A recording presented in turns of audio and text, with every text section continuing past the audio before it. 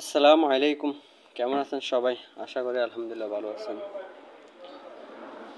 বাংলাদেশের আইন শৃঙ্খলা বাহিনীর প্রতি সন্তুষ্ট আমি, কারণ যেভাবে আন্দোলনকারীদেরকে ধরতেছে, সাথে সাথে রিমান্ডও নিতেছে, আদালতে নিতেছে, মানে সব কিছু এত দ্রুত করতেছে যা বলার বাইরে।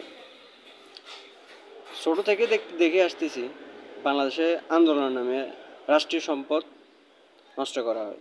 এর পক্ষে আমি কখনো ছিলাম না, কারণ আমি রাজনীতি করি না, আমি একজন সাধারণ জনগণ।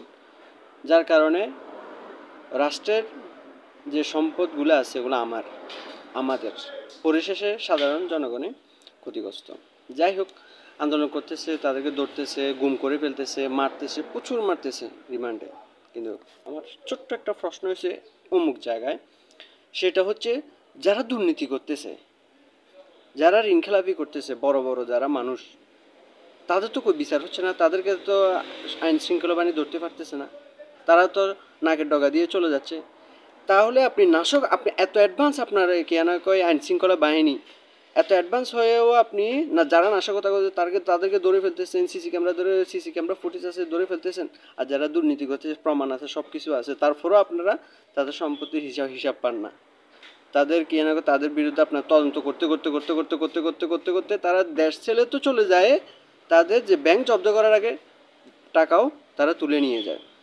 কোন দেশে বসবাস করতেছি? আপনার বিপক্ষে কেউ কথা বললে আপনি তাকে সাথে সাথে অ্যারেস্ট করেন, তাকে সাথে সাথে আপনি জেল জরিমানা করে দেন। কিন্তু আপনার দলে থেকে আপনি এত বছর ক্ষমতা থাকার পরও আপনি দুর্নীতি দমন করতে পারলেন না কেন? ওই প্রশ্নটাকে কেন আমরা করতে পারবো না? আপনি দ্রব্যমূল্যের যে যে দাম, আমাদের মতো মানুষ তো কিনে খেতে পারতেছে না। কয় টাকা বেতন পাই আমরা? আপনি আসেন, আমার 1 মাসের বেতন দিয়ে আপনি চলেন, আপনার মন্ত্রী পরিষদের সবাইকে বলেন যে আপনারা এই বেতন দিয়ে আপনারা 1 মাস চলেন। সম্ভব? পারবেন আপনারা? পারবেন না। শুধু দোহাই দিন কি মুক্তিযুদ্ধের চেতনা, ওই জনগণের দোহাই, উন্নয়নের দোহাই, বাইরে এগুলো দুই আমি ফানি খামো না। দেশের মানুষের যে মৌলিক চাহিদাগুলো ওগুলো মিটান না, ওগুলোতে নেই। আপনারা ক্ষমতা থাকার জন্য যা ইচ্ছা তা করেন। আপনি আরও 100 বছর ক্ষমতা থাকেন, আমাদের তো কোনো সমস্যা নেই। কিন্তু শিক্ষা খাতের কী একটা অবস্থা, স্বাস্থ্য খাতের কী একটা অবস্থা, মানুষের জীবনযাত্রার কী একটা অবস্থা, ওদিকে আপনাদের নজর নেই। খালি দোহাই দেন ওই আপনার বাবা মরছে, বাপ মরছে, এগুলো দোহাই দেন। আর অন্য মানুষের বুক খালি হচ্ছে, ওরা মানুষ না। কার কাছে কি বলবো? মানে দেশটা এমন একটা পরিস্থিতি, মানে কথাও বলা যায় না। কেন আপনি দুর্নীতিবাজদের এত আজ পর্যন্ত আপনি মতিউর রহমানের বিচার করছেন, আপনার বিচার করছেন, ব্যানার্জির বিচার করছেন, এর আগে যে দুর্নীতি খেলাপ করছে তাদের পক্ষে বিপক্ষে কোনো পদক্ষেপ নিছেন? তারা দেশ থেকে পালিয়ে গেছে সবার সামনে দিয়ে, ওগুলার বিচার হয় না। আর আপনার বিপক্ষে গেলে ওগুলার বিচার দ্রুত সময় বিচার হয়ে যায়। আপনার গোয়েন্দা সংস্থা বাহিনী, আইন শৃঙ্খলা বাহিনী এত স্মার্ট হয়ে যায় যে কোনো ক্লু দেখে তাদেরকে অ্যারেস্ট করে ফেলতে পারতেছে। কিন্তু যারা যারা প্রকৃত দেশদ্রোহী, যারা দুর্নীতি করে, যারা ঘুষখোর, এরা তো প্রকৃত দেশদ্রোহী। এরা দেশকে এক ইঞ্চি পরিমাণে দেশ প্রতি দেশপ্রেম নেই এদের। যদি দেশপ্রেম থাকতো তাহলে এরা দুর্নীতি করতে পারতো না, এই জিনিসগুলো করতে পারতো না। কেন? এই প্রশ্নের উত্তরটা কে দিবে? আপনিও দিবেন না, আপনার সরকারও দিবেন না। বলা হচ্ছে যে আইন সবার জন্য সমান। আইন সবার জন্য সমান এটা আমি মানি না। আমাদের জন্য এক আইন, আপনাদের জন্য আর এক আইন। আপনারা দুর্নীতি করলে আপনারা পালিয়ে যান, আপনাদের বিচার হয় না।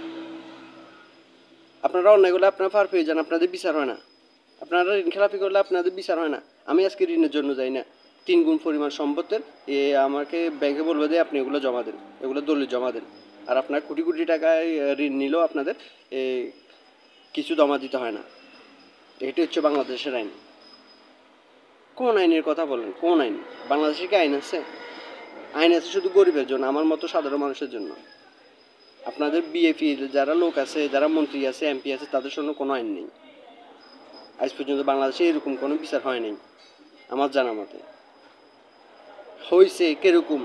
আপনি ক্ষমতা আছেন, হোক আপনি আওয়ামী লীগ সরকার আর বিএনপি সরকার, সবাই এক, সবাই দুর্নীতিবাজ, সবাই দেশটাকে লুটে ফুটে খেয়েছে।